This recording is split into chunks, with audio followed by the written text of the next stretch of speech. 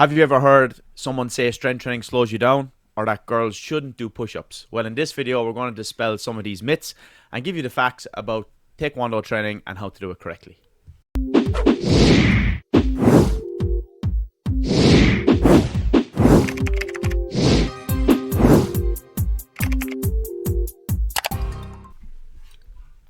So hey everyone, and welcome to this episode 129 of Fight Chat Friday from TKD Coach Academy. So as Richie has said, in this video we're going to look at some of the really pervasive and common myths that have surrounded training in ITF Taekwondo for years. Some of these things go back to when I started in the late 80s, and some of them are still hanging around to this day. So I think it's time to put a nail in their coffin once and for all.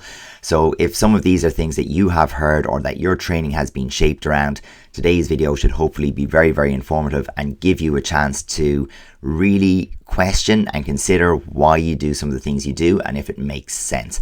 Hopefully, when you watch this video, you're training in a club where you look at every one of these things and go, that's just nonsense. Why would anyone ever think that? But we can assure you, this is and has been the way that people have thought for very, very many years.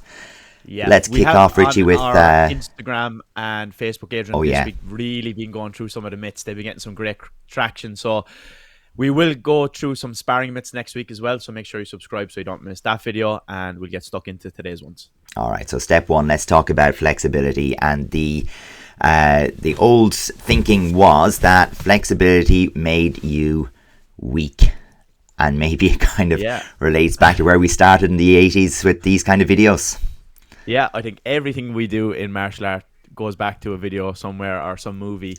So basically we need flexibility training for whatever we do, and it really does support our training in Taekwondo because it doesn't make you weak. You actually need to have your strength in those ranges that you want to be flexible, especially for kicking.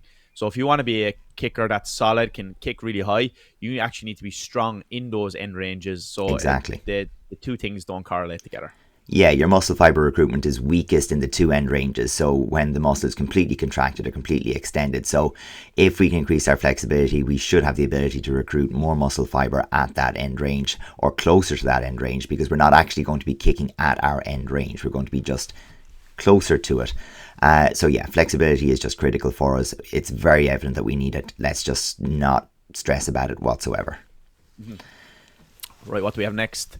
Strength training. So this kind of links up with the last one, but the whole myth here is strength training makes you strength training makes you slow. I mean, this is such a strange idea, but it was absolutely held that you should stay away from the weights, stay away from the anything other than body weight exercise, because getting stronger would make you slow.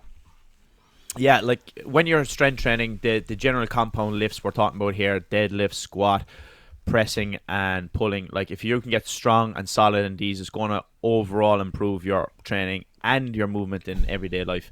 You want to be solid, you want to be strong, and strength training isn't going to slow you down too much. You're not going, that said, you don't want to become a bodybuilder either. That's not what we're trying to do here. You're trying to become strong. So you just lift to become strong, to become fit, and then that should improve and give you a solid foundation for everything you do. Not just Taekwondo, but for every other movement or every other sport and general well-being as well. Yeah, I think that again comes from the Arnold Schwarzenegger era, where strength training was equated with bodybuilding, and that's not where it is anymore. People are talking about and training for different purposes, and we can get strong for Taekwondo. We don't need to get strong for the sake of aesthetics. So again, very, very, very different things. And don't worry, you won't accidentally look like Arnold Schwarzenegger. It takes quite a bit more work. It's actually much harder than you think. Yeah, much harder than you think. So for our next one, we want to look at push-up myth, and this one, even for Richie, maybe hasn't been pervasive, but it has been a case where women shouldn't do full push-ups, as in off the knees, and it was always put out there, certainly going back many years ago, that it was because they could damage their uterus, or that there could be some sort of damage from that point of view. And it's really, this goes back, and if anyone wants to look up the work of Patricia Vertinsky in Journal of Sport History, there all of these ideas and attitudes around women and training and menstrual health and so on go way back to the turn of the late 19th century. It was, it's old stuff where people just had these kind of quack theories almost that women couldn't do things because they menstruated, and it's just utter nonsense. But if that logic were to hold true, that you couldn't do push-ups because of having to maintain a contraction in the abdominal region, that would also rule out strength training, would also rule out most of our kicking and holding. It would rule out the efficient performance of so much exercise. It would be utterly ridiculous, and there's just nothing to it. There we go, another myth dispelled. And next we have one that is very, very prevalent in ITF. It's that patterns and step sparring actually have a correlation to free sparring. And for me, this is absolute nonsense, because they are completely different and have no resemblance of, like, to me, they just look like chalk and cheese. So, like, you need to really be considering what is the specific thing you're working on. You know, if you want to be a very good pilot, you don't go off and start driving motorbikes. You know what I mean? So you need to be very specific with what you're trying to do. And that goes the same for Taekwondo. For me, sparring is a completely different dynamic and absolutely completely different activity when you look at it compared to step sparring and patterns, which is more controlled, movement by movement. The movements are held. The stances are different. We don't have those stances, you know. So for me, it's completely different.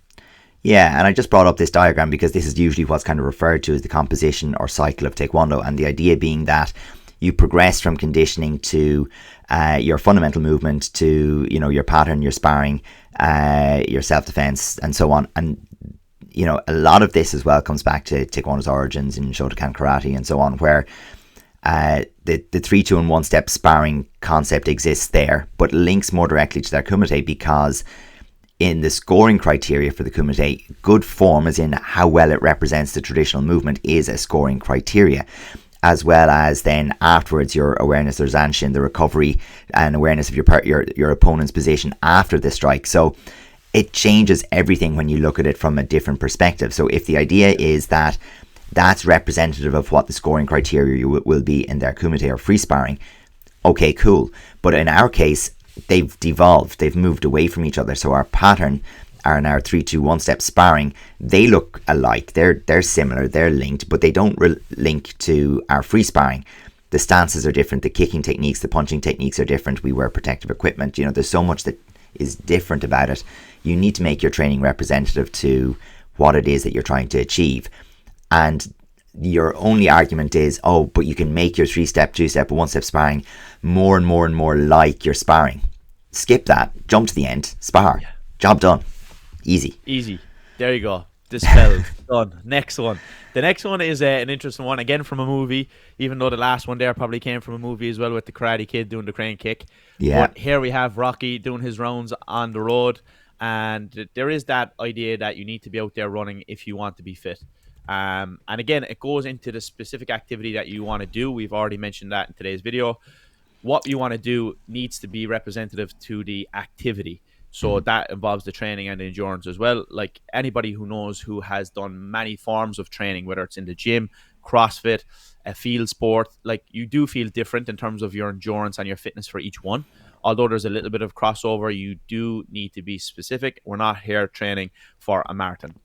Yeah, and I think the important thing to understand is that, yes, the metabolic stimulus of going for a run, of doing that type of endurance activity is valuable to us and should be in your season.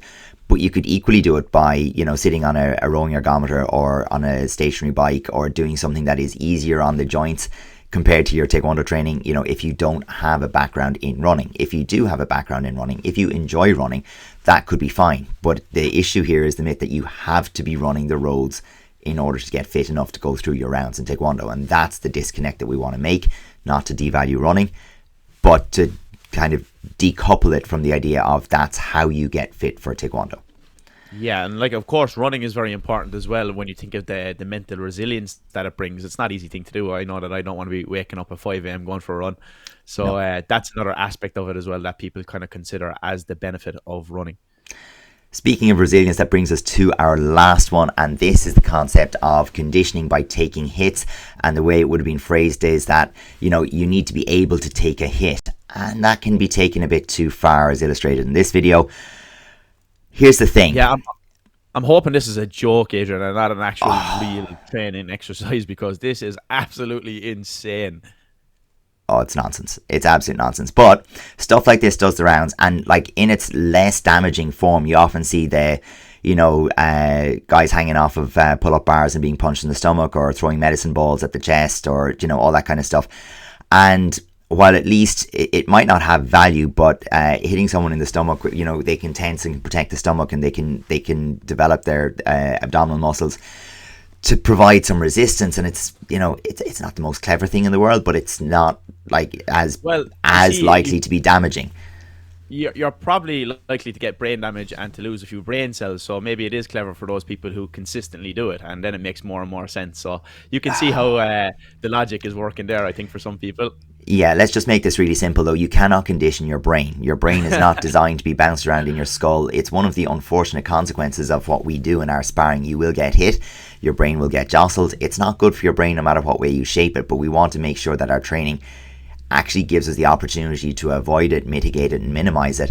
This is basically standing there and taking it. This is just brain damage being served up to you in your training sessions. Don't do it. It's stupid. Please stop. There you go. If you are kind of struggling with your punching and maybe just the contact of it all, go look at our video on our page about tapping drills and how to stop turning away from punches. So if you look that up on our YouTube channel, you'll find some actual logical exercises to be able to come up with this solution. So a bit better than getting a good whack in the head. If you are training in one of these gyms, please leave now. Yeah. So folks, that is our series of myths. If we missed any big ones, please make sure you hit us up so that we can delve into those a little bit later. If you strongly disagree and you think that some of these things are absolutely fundamentally true, beware, but you can have a go in the comments, and we'll happily engage with you in there. That's us for this Friday, and as Richie has said, some sparring myths coming your way next Friday. That's it. See you in the next one.